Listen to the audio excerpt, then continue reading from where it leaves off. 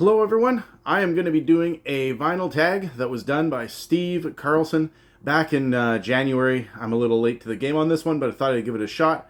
We will see you on the flip side.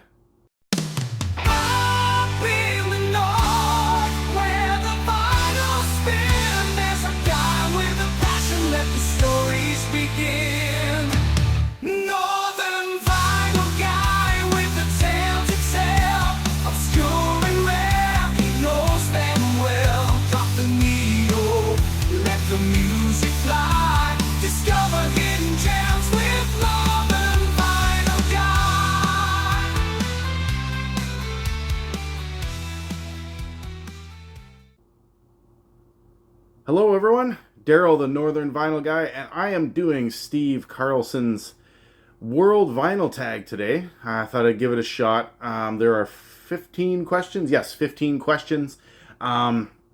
Unfortunately for me, I was only able to do 14 of these 15 questions. There's a couple others that, may or may not meet the criteria, but there is one that I looked high and low in my collection, and I just am not able to answer it, so I will get to that when we get there. However, this was a fun one. I do teach geography as a high school geography teacher, and world history and things like that. So I just love traveling. I love the world. I love looking at different stuff like that. Do have some vinyl in my collection with labels that are from other parts of the world and things of that nature. So this was a pretty cool tag, and I wanted to jump on it. So yeah, without going any further here, why don't we get right into this tag, and I hope that you enjoy.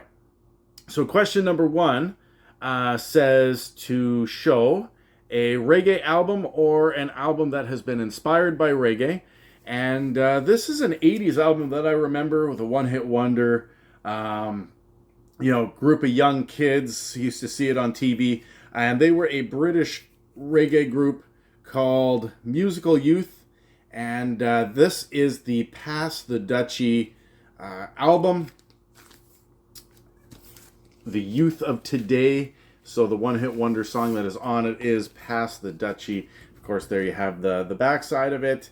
But yeah, this was famous all over the radio, on MTV, all that good stuff. Musical Youth from Britain, some reggae. Check it out. All right, question number two. Show an album or a song sung in a different language. And the first thing that kind of came to mind, I was actually surprised that this Greatest Hits album doesn't have more songs on it that are fully spoken in Spanish. However, this singer died at a very young age in the late 1950s. Of course, tragically in that plane crash with Buddy Holly and the Big Bopper. We're looking at Richie Valens and the song La Bamba, which is completely sung in Spanish, and of course was later redone by Los Lobos for the La Bamba movie in the 1980s. And there's your label there. I love Richie Valens. Think he's great. This Greatest Hits album even includes Donna, Come On Let's Go, La Bamba, and a Spanish instrumental, which I thought had lyrics in it, but it doesn't. Malaguena. So, if you haven't checked out Richie Valens, I know some people have the original album with La Bamba on it. As I mentioned, this is the Greatest Hits, but I would love to snag a copy of an original of his. Tragic, who knows what could have been had he survived that plane crash or just not got on that plane. But a great singer. If you haven't heard him, check him out. All right, question number three. Show an album or a song with a tribal beat. Well, I have talked about these guys in some previous videos, but I don't think I've shown this album on, at least not on my channel. I think I've shown it on a live feed. But we'll go with Seals and Crofts, better known for, Diamond Breeze, or Summer Breeze, I should say. Summer Breeze and Diamond Girl, Seals and Crofts, they're known for. But this is the Sudan Village album, which was a live album. When was this recorded? I think, 1976. And the reason that I'm showing this album is the song that I am suggesting has some tribal beat to it is the title track, Sudan Village, which definitely has some tribal drums and things like that at the beginning. And of course, you can hear the crowd kind of cheering and singing in the background. Very nice, chill, mellow album. Not that well known, at least not from the perspective of those that do enjoy some Seals and Crofts. But this did have a few hits. Sudan Village was one. Baby, I'll Give It to You. And I believe Thunderfoot was the other track that was the hit on here. But if you haven't checked this one out, do give it a go. I mean, it might not be for everyone, but definitely has some good stuff on it. Mellow music. All right. Show an album from the Far East. All right. This one might be stretching it. In fact, I'm going to say that it's stretching it. I do not have any music artists from, China or Japan or Southeast Asia or anything like that. I don't own any. However, what I did was I thought that would be cool to swing it this way. A band or a musician that has Far East descent in them, or their parents are from there, or they are from there, or whatnot. And I'm going to go with James Iha, I think his name is, of the Smashing Pumpkins. He is a second generation Japanese citizen. In doing some research about him, it says that he speaks a little bit of Japanese, but not too much. And this is a 12-inch single of the Smashing Pumpkins, 1979. Great song, not only because it's got some great lyrics, and it's a really cool song from the Melancholy Infinite Sadness album, but 1979. It's also the year that I am born, and so therefore that is some great tracks there. So kind of cheating on this question, but he is of, Japanese descent. I'm just trying to... I'd like to say his name is James... no, it's not showing me on here. I think his name is James Iha, or Iho. I think that's his name. If not, I made a mistake. But anyway, bass guitarist, or no, not bass guitarist, one of the guitarists in the band is of Japanese descent. All right, number 5. Show an album or song that uses a sitar, which is a musical instrument from, I think, Africa and Middle East. I didn't know this until I was researching this song. Now, this song was originally by Hall & Oates, and if you've followed my channel for a little bit, you'll know that I'm not the hugest Hall & Oates fan. I do like them, but, I just found that they were too overplayed and whatnot. However, the cover version of Every Time You Go Away by Paul Young does have an electric sitar on it. Choral, I think they called it a choral electric sitar. And I believe it was played by John Turnbull. And there's also some electric guitar and stuff of that nature. But yeah, Every Time You Go Away off the Secret of Association album. I'm a huge fan of Paul Young and a huge fan of that song. 1980s classic music. 1985. Don't think there was anything else that stands out on this album, but it is a really good album. That's the main single, Every Time You Go Away, featuring the electric sitar. All right, an album from Scandinavia, or a band from Scandinavia, including Denmark or Iceland. Well, I don't have anything from Denmark. Well, I think I have one from Denmark. I don't have anything from Iceland, but I do have Morten Astad. Loves these guys, and so do I.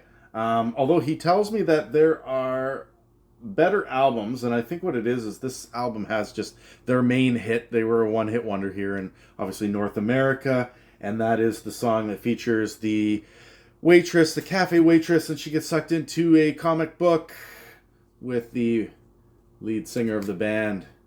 There he is. He's also a judge on The Voice of Norway.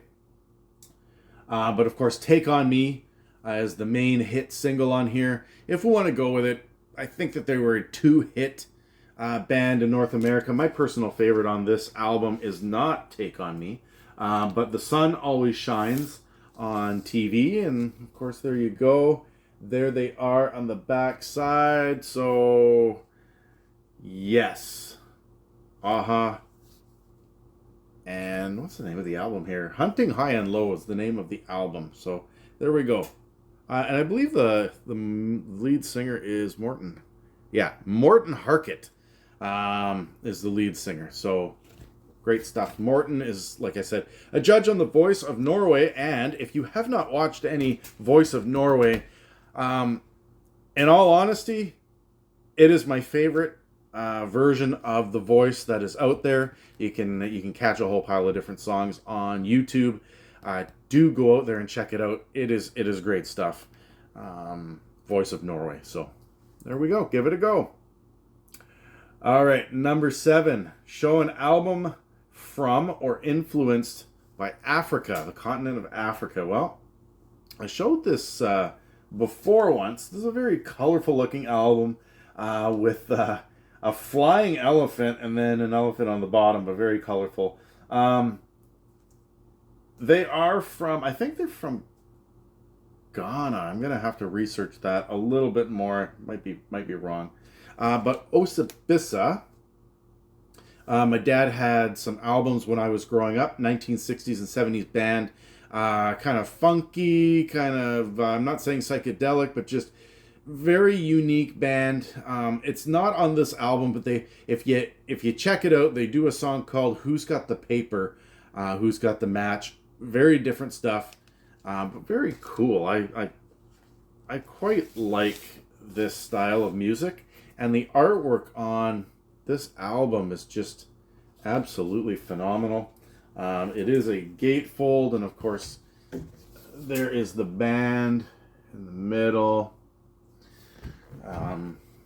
So yeah, very neat stuff right there. So Osabissa, and so I believe it is a self-titled album. Yes, self-titled. All right, number 8. Show an album from Australia. Well, I could have went with a few different ones, but here's the one I am going to go with. You can't go wrong with Australia's own Olivia Newton-John, and you don't see this particular album in the VC too much. This is the Totally Hot album, and of course, Totally Hot was one of the singles that's on here, including, I believe, Talk to Me, and was it A Little More Love? I cannot remember. Anyway, Olivia Newton-John, of course, I'm a little more into the 1980s physical. I don't mind Grease, the album and the soundtrack and stuff like that. I'm not a huge fan of the movie. I know a lot of you love that movie. I'm just not one of them. I think it's John Travolta. I just never been a Travolta fan. But hey, Olivia Newton-John. There we go. Lost her a few years ago. Sad. Tragic. But there we go. Okay. Number 9. Show an album from South America or inspired by the continent. Well, this one's going to be very unique. I found this as a blind buy at a thrift store one time. And she's kind of like cabaret, lounge act music, exotica music, jazz influence type music. But she is a Peruvian American. I think she was born in like 1911, passed away in 2000. But her name is Ima Sumac, and this is the album Extabe.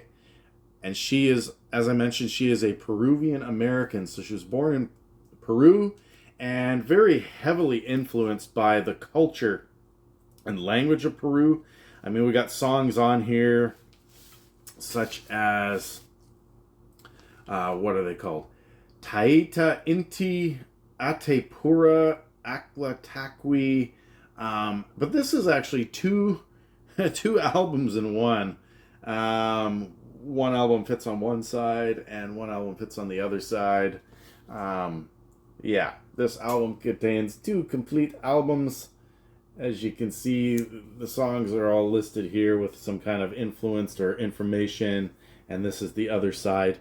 And it's I wouldn't call it like a project or a story or anything like that, but it's 2 unique sounding albums in one. So there we go. I'm a Sumac. I do have 2 albums of hers.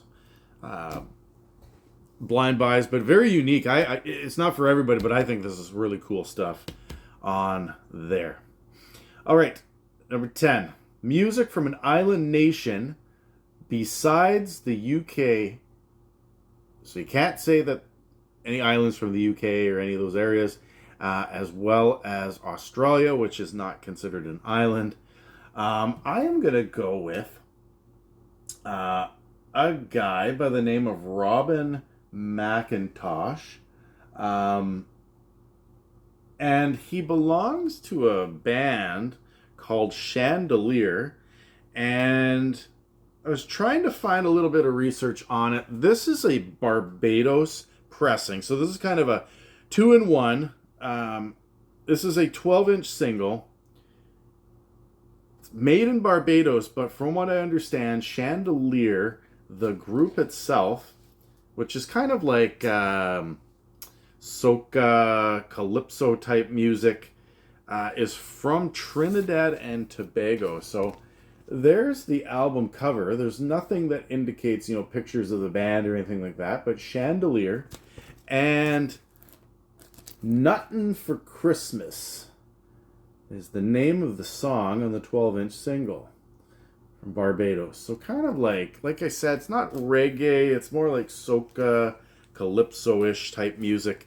And the singer of the band is Robin McIntosh, although produced by Robin Imasha and Carl Jacobs, executive producer. So I'm not quite sure or too familiar, but I was trying to do some research. A little bit difficult to find on this one. But Chandelier, unique stuff that I have in my collection. All right. Let's see here. Number 11 is the question that I mentioned at the beginning that I have nothing in my collection, and I don't even have any bands that have members in them that are of Arabic or Middle Eastern descent. I know like Shakira, DJ Khaled. Let me see here. I'm running a blank. There's a few others, but I just don't have any in my collection. So unfortunately, I cannot do question number 11. So I apologize, Steve. I tried. I got 14 of the 15 questions some way, somehow. All right. Question number 12 was to name music or an album from a very cold country. Well, it's technically not a country. It is a territory that is owned by Denmark. For some reason, a little while back, about 3 years ago, 2-3 years ago, I went on this. I was trying to look for record stores from different countries of the world. And I typed in Greenland. I wanted to see if there was any music stores from Greenland. And as it stands, there is one called Atlantic Records, I think it is, or Atlantic Music, out of Greenland. And I purchased a whole pile of different albums. And some of these albums, some of these bands, they do it in their traditional language of Greenlandic. And so, as I noted, I do have multiple albums. I actually have 3 by this band. And so this is a Greenlandic rock band called Nanook. And their album, which I cannot pronounce here at the bottom, Pisanaquisut, I think is how you say it. And all, like I said, all the songs are in Greenlandic. And I even have some live albums by bands from Greenland. So very, very neat stuff. Although this one here, you can see they are translated into English on the backside. So Nanook out of Greenland to suit the cold country. Right? Number 13, show a garage rock album from a different country. Well, I'm from Canada, And so, I mean, for me to do this, it's pretty easy to go south of the border. And really, most of my garage music that I do have in my collection is from the United States. What I chose to do is this band here is kind of an acid rock, definitely a psych rock, but they are also, some of their music is classified as garage rock, and probably one of my favorite psych garage, that kind of thing, music, and that is the Electric Prunes, and I Had Too Much to Dream last night. If this gets called into question, I do apologize, but I do consider some of their music garage rock, although mainly psych rock. And I picked this up when I was at a record, an old radio station. Got a whole pile of records here in my town that I live in. So this one here, I found, and I mean, the cover and everything, I mean, it's in pretty rough shape. However, the vinyl itself isn't too bad. I mean, obviously that 1960s, it's an original pressing, and no worse for wear. Still sounds good. Electric Prunes, I Had Too Much to Dream last night. All right, we're getting down to the final two questions here. Number 14, favorite album from another country excluding the US, the UK, or Canada. And because Australia was not excluded from this, I am going to go back to Australia. I have shown this on my channel before, but this is definitely my favorite album out of Australia, and that is Big Pig's Bonk. Every time I hear this, I mean, this is some pretty, I don't want to call it new wavy stuff, but I guess you could call it rock, new wavy. It's just a very unique, I don't want to call it industrial, but there's some like industrial type sound on it, especially the song Iron Lung. But this has the song I Can't Break Away on it, which was famously used in Bill and Ted's excellent adventure movie as they are traveling back in time. So Big Pig, the first side of this album, Iron Lung, Hungry Town, Tin Drum, I Can't Break Away, Boy Wonder, and Big Hotel is fantastic. Underrated. I think they're a great Australian band. Check them out. Big Pig, the album Bonk. And final question of the day here is show an album title or group whose name is hard to pronounce. Well, I'm going to go with both the name of the group as well as the album. Now this is an album that I inherited from my grandfather when he was over. So in the 1960s, my grandfather had been stationed in Germany, in the Canadian military at Hemer in Germany, and him and my dad and my aunt and my grandmother, they did get to travel a little bit of Europe, and they did stop into, at the time it would have been Holland, now the Netherlands. But this is the genre of music is classified as Schlager music, Schlager. And the singer in question is, I think his name is pronounced Heintje, and the name of the album is Weihnachten mit Heintje. I think that's how you say it. So I don't know how to pronounce it. I apologize for the glare here. But at the time, he would have been like a 15-year-old singer, maybe even younger than that. But he was kind of one of them heartthrobs from, like I said, from Holland. Very famous across Europe at that time. But yeah, the music is called Schlager music. And if it suits me right, I believe that this is definitely a Christmas album with the Christmas trees and the Christmas balls on it. Hey, I just grabbed it. I have two others by him that I inherited. Didn't even realize it was a Christmas album. But hey, it's still cold here in the north, and I give that one a go. So there you go. 15 questions, world music. I tried to answer them all. Got through 14 of the 15. I hope you enjoyed. If you did, please subscribe to my channel. If you are already a subscriber, I appreciate the support. Leave me a thumbs up. Leave some comments down in the section below. And until next time, take care, and we will see you on the next one.